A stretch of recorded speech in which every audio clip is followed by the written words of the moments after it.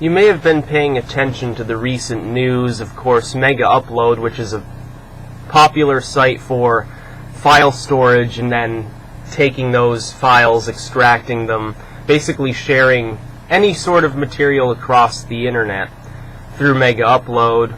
Mega Upload has been taken down by the FBI for reasons you can look at as either legitimate or illegitimate, depends on your particular perspective on that. And YouTube is changing its format on March 1st to be something along the lines of, you can compare the old YouTube, the one we're currently using, most users are using the old style, to the new style. You can sort of compare it to West and East Germany during the period of the Berlin Wall. Facebook has come out with a hideous new timeline feature that eventually, let's face it, they'll probably make mandatory, because all of these large sites do this. You've got SOPA and PIPA perhaps creeping through the Congress and stifling free speech and crushing startup companies and giving more power to Hollywood and the entertainment and media industries. You look at all of the things that seem to be happening lately, and they're all big news. Sites are being taken down, the government's trying to infringe upon free speech, they're trying to censor everything on the internet, they're trying to crack down any way they can. The media is, Hollywood is, the music organizations are, the government, various groups just basically trying to crush what makes the internet the internet. And if you really look at it one perspective, you can say that if all of these things go through as planned and they continue, we're going to enter basically what amounts to a dark age on the internet, from which we may never recover.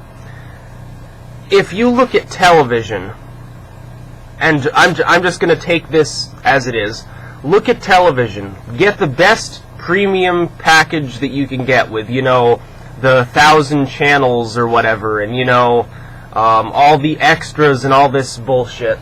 The top of the line, top quality cable package.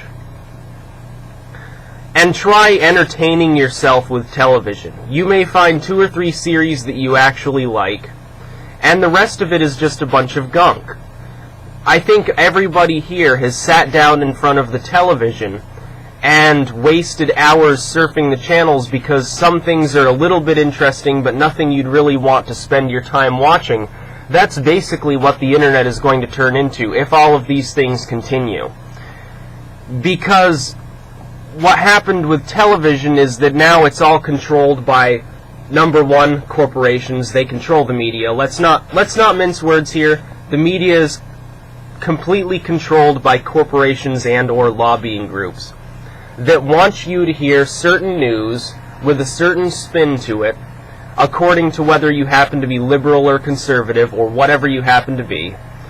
And it's all slanted with an edge so that you're getting a whitewashed version of the news. There's no actual news on the television anymore. It just doesn't exist. So that's one problem. The other problem is that, of course, Hollywood controls most of what's on TV, and unfortunately Hollywood seems to have a fetish for reality TV, a fetish for taking down all the series that entertain people and putting up series that just sort of occupy their time. I'm not sure exactly what the purpose is, but they do it anyway. Television now is what the internet will look like in a decade if we don't fight to change the way in which the internet is being affected by new legislation. All the corporate takeovers on the internet. You look at the internet now as compared to, 3 or 4 years ago, a hell of a lot more ads, a hell of a lot more monetization. This isn't just on YouTube, this is across the entire internet. And although I'll give credit to Google for standing against SOPA, in a way you have to take that credit away, because what they're doing with YouTube, with the new channels, with the new home pages, with all the changes that they're making to YouTube, the new algorithms, they're just basically, it seems, trying to enforce the, 1 million top users and give them all the kudos, and all the non-profits and all the individuals that are making interesting videos, they're sort of pushed to the side. to the point where a person that gets 10,000 hits a day means nothing to YouTube. And Facebook is the same way. I mean, with this new friggin' timeline, they're going to go the way of MySpace, if you really want to think about it. We're entering a dark age on the internet. We're entering the point at which the unfortunate, inevitable happenings, which we all sort of knew were coming but sort of hoped wouldn't come, it's sort of a little bit like Armageddon, people, because unless we stand against it, it's going to happen, and there's really not much we can do about it even if we do stand against it. We can stand against these changes and rail against them and organize little events and blackouts and have blogs dedicated to, you know, Stop SOPA or whatever. But when it really comes down to it, eventually such things are going to get sneaked through little by little. They might not do it all at once. We can slow it down, but it's still going to get through, and eventually the internet community will be completely corporate owned. There will be virtually no freedom on it whatsoever, because here's the trade-off. We're stopping the government, SOPA and PIPA and stuff like that, we're trying to stop the government from censoring the internet and from fucking it over. And at the same time, some of the companies that are supporting our efforts against SOPA and PIPA do the same thing, such as Google, you know, through YouTube or whatever. And it's all just a ploy to make money, and they're going to continue to do that until they maximize their revenue. So what the internet's eventually going to look like is ads everywhere, intensive censorship of people's words that don't necessarily jive with the mainstream, because, oh my god, if they're not appealing to mainstream, well then they're not going to make us as much money, so we might as well kick them off the internet. It's just a bunch of bullshit. And it's gotten to the point where the internet, which was once a very wild and hairy place, sort of a little bit like the Old West almost, is sort of looking like things at around the 1920s when the Old West started to die out and started to get law, and people started dying because, you know, you couldn't do this anymore and you couldn't do that anymore. And there were always a few outlaws left, and there were always a few pioneers to go off into the mountains or whatever. But for the most part, it's already been populated, and it's now slowing down. It's really kind of sad to see that lifestyle go, because you got to understand something. People always have a pioneer spirit in them. Everyone has it. Everyone wants to, you know, go explore something no one's ever explored before. They may over time be like, well, actually, I just kind of want to stay home. But deep inside them, they have that drive and motivation because humans are curious by nature. The problem is, for our generation, you've got to understand something. The entire world has already been explored. We've already gone to the moon. We've already orbited the Earth. Everything that's within our reach, potentially, we've already done. There is no longer any physical location we can go to that's not populated and already has a McDonald's. They don't exist anymore. I mean, you can go over to Mongolia and, you know, ride a yak, or you can climb Mount Everest like a million other people have done, and you might get a little bit of a thrill out of it, but people have already done those things. The internet was the last refuge for the pioneer spirit, at least until something else comes along and eclipses even the internet, which, let's face it, it will eventually happen. Something will be invented that's even more potent than the internet. It's going to happen. Probably within our lifetimes, probably within the next 20 or 30 years. I'll be too old to really enjoy it by then and won't understand how to use it, and I'll be a little bit like old people on the internet today. So it doesn't really help me, but maybe it'll help our children and grandchildren a little. But the internet was the last pioneer refuge. If you suddenly start censoring and controlling and beating the shit out of anyone who does put themselves out on the internet and give it more and more rules and more corporate sponsors and make more and more money off of it, it cheapens the ability of the internet to be an exciting place to be. And that's very unfortunate, because for a very long time we're probably not going to have anything better than the internet to occupy our time when we want that little thrill. When I first started using the internet back in the mid-90s, it was still a relatively new concept to a lot of people. You've got to understand, the internet until about 1995 was not widely accessed by certainly not by the large proportion that it is now of the population, especially in the Western world. Its graphics tended to be shitty.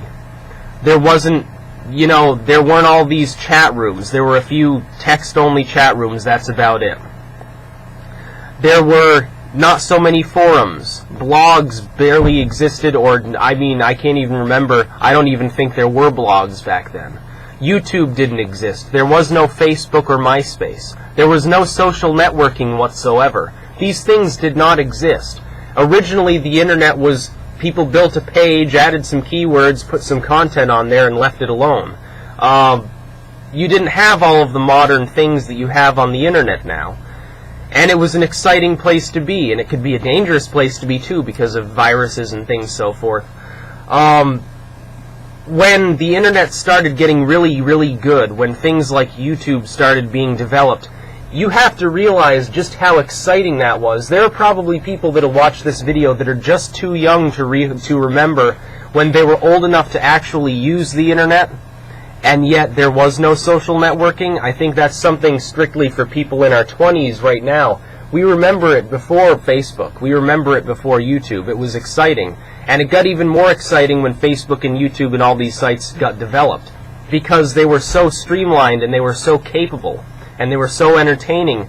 It was like nothing that had ever been experienced before. And the optimistic view was, well, more sites like this are going to happen, and they'll continue on just as they are now, and there'll be free speech for all, and everyone can put themselves out there.